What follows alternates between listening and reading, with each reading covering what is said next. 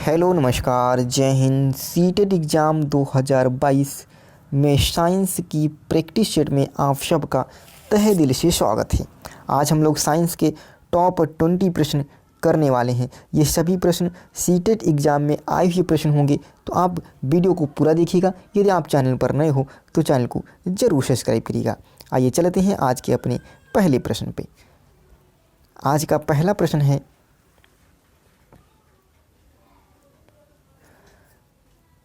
प्राकृतिक रबर का एकलक होता है नियोपिन, आइसोपिन, टेरिलीन या आर्लान। तो प्राकृतिक रबर का एकलक कौन होगा? तो यह होगा ऑप्शन बी, आइसोपिन। कौन सा होगा? आइसोपिन, यानी ऑप्शन बी आपका बिल्कुल सही जवाब हो जाएगा। चलेंगे अगले प्रश्न पे। अगला प्रश्न है कि रेशम पालन क्या कहलाता है? रेशम पालन क्या कहलाता है? AP culture, PC culture, sericulture या एग्रीकल्चर। तो एपी कल्चर क्या होगा? एपी कल्चर मधुमक्खी पालन। क्या होगा? मधुमक्खी पालन। पीसी कल्चर, पीसी कल्चर से मत्स्य पालन। क्या होगा? मत्स्य पालन। और सेरीकल्चर क्या होगा? सेरीकल्चर यानी रेशम। सेरीकल्चर यानी रेशम, रेशम पालन। यानी ऑप्शन आपका कौन सा सही हो जाएगा? ऑप्शन सी जो होगा वो बिल्कुल सही जवाब होगा। क्लियर है? चलो अगले प्रश्न पे बढ़ेंगे। प्रश्न नंबर तीसरा क्या कहा गया है कि कपास के रेशे प्राप्त होते हैं। कपास के जो रेशे हैं वो किससे प्राप्त किए जाएंगे? आंतरिक फल भित्ति से, बाह्य दलपुंज से, बीज चोल से या फल भित्ति से।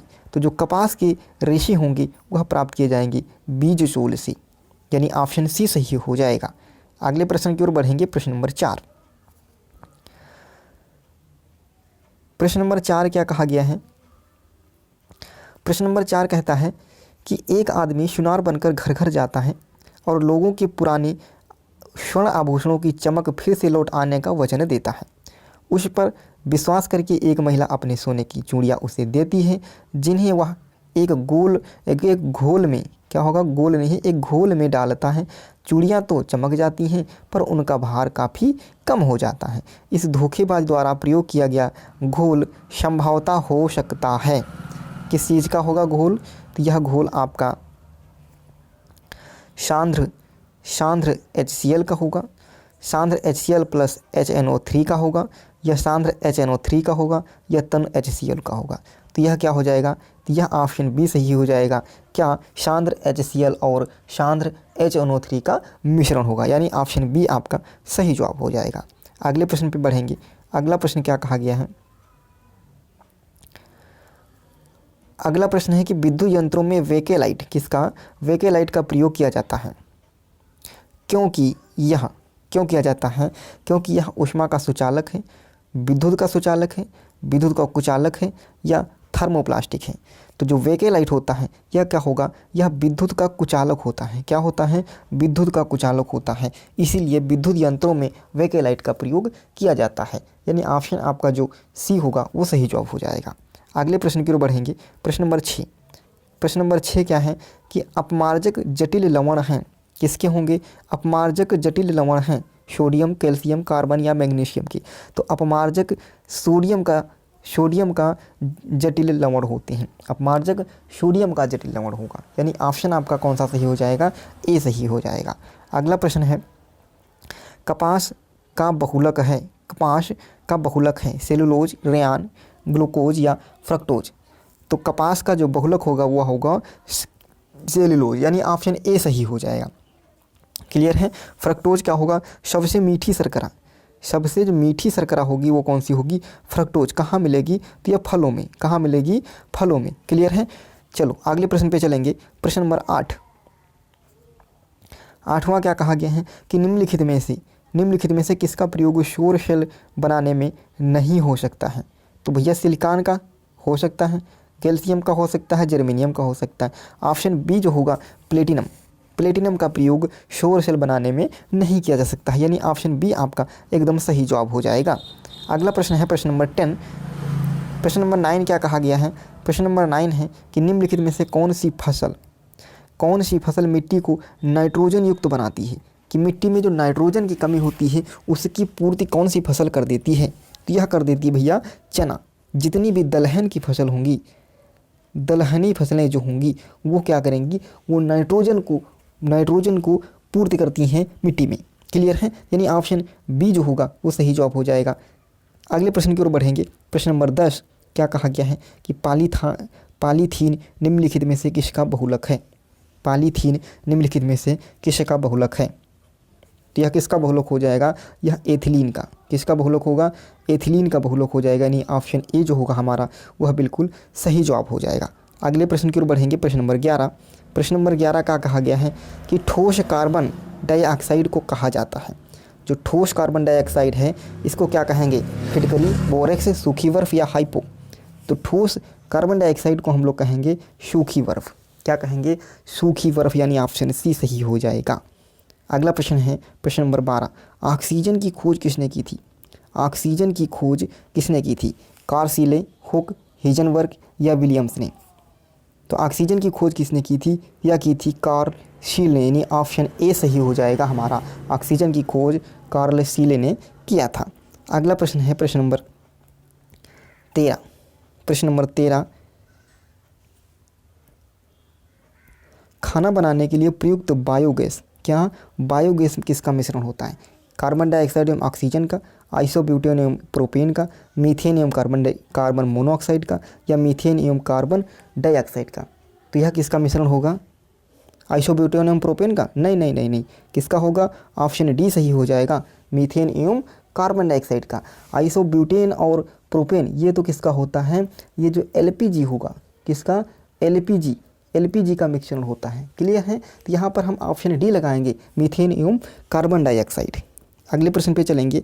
प्रश्न नंबर 14 पूछ भी लिया गया है कि एलपीजी मिश्रण होता है, एलपीजी का जो होगा वो किसका मिश्रण होता है। तो एलपीजी किसका मिश्रण होगा, अभी मैंने बताया इससे पहले, यानी ब्यूटेन और प्रोपेन का। किसका होगा, ब्यूटेन और प्रोपेन। एलपीजी ब्यूटेन और प्रोपेन का मिश्रण होगा। अगला प्रश्न है प्रश्न नंबर 15।